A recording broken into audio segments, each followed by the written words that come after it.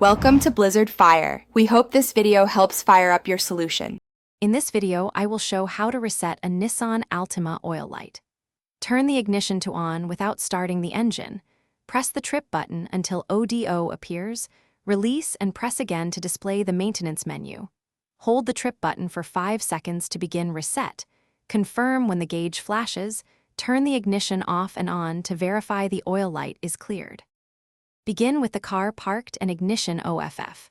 Put the key to on without starting the motor, then press the trip or meter button until the maintenance reminder shows.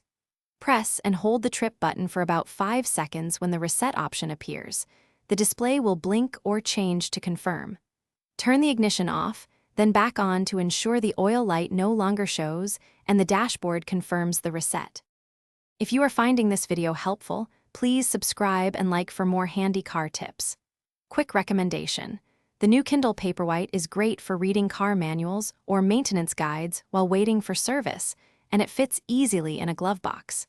It delivers long battery life and crisp text for bright garages or dim waiting rooms. Check the description for the link and other deals. Now let's get back to the video.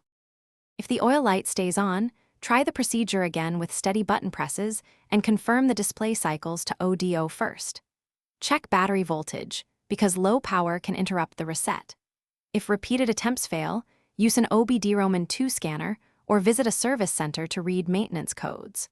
Always verify oil level and condition before resetting to avoid masking real engine issues, and keep records of maintenance for recalls or warranty needs. Thanks for watching. If you found this helpful, don't forget to like and subscribe.